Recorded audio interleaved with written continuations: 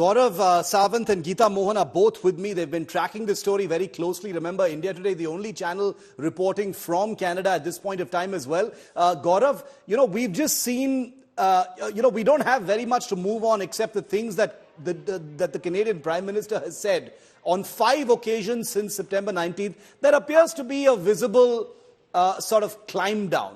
There is a softening of stance, even though nothing is visibly changed on the ground or diplomatically. What do you make of Justin Trudeau's latest stance?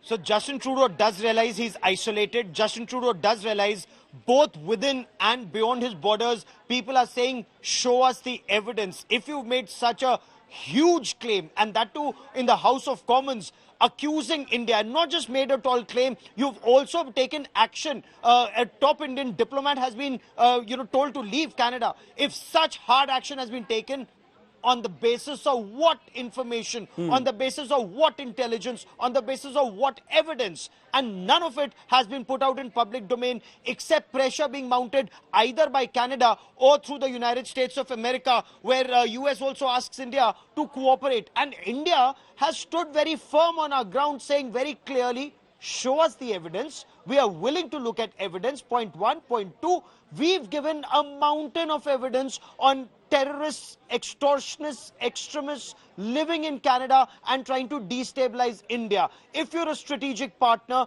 as the United States claims to be, or as Canada claims to be, then why is action not being taken on these elements? Or why is somebody like a Gurpatwan Singh Pannu able to threaten Hindus in Canada and no action taken against him in a country that claims to be India's strategic partner? So when there's closer scrutiny on Justin Trudeau, he realizes he cannot brazen his way out of this, and for once he may have to just put that evidence out in public domain. That's why perhaps this very furious backpedaling. Geeta, none of that evidence has presented itself for 10 days. We've seen different credible allegations, credible intelligence, credible reasons. There's a kind of element of ridicule over the words that have been used by Trudeau. But this is a serious matter. For 10 days, nothing has been supplied to the Indian side.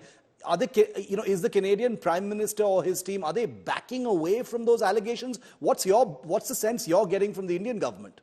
Well, firstly, Shiv, the initial intelligence, now we learn, came from America. So there is no backing out of this.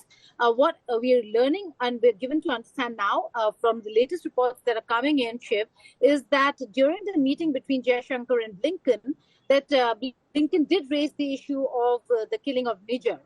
That in itself is a huge development because if the initial intelligence was from the American side, and if there was surveillance involved, that surveillance neither can be tabled in Parliament for Canada and nor can it be shared in public or disclosed in public because surveillance is a violation in many ways than one. And therefore, it is only going to be an internal conversation among countries. We again will have to wait, Shiv, for whatever it is that Canada is claiming to be out with what they have. And then for India to respond.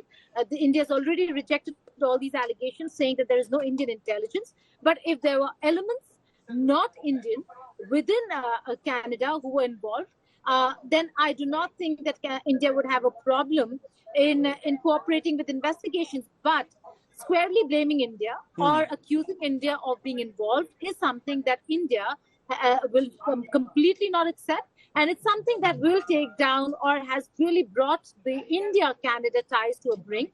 And snapping of ties between the two countries is not a major disadvantage to India as it would be for Canada. Okay. The ball definitely, by all accounts, in Canada's court since 10 days ago. The allegations came from that side. So we're going to have to wait and watch and see how this unfolds and what that next step is going to be. Gaurav and Geeta, thank you very much for joining me and putting that into perspective.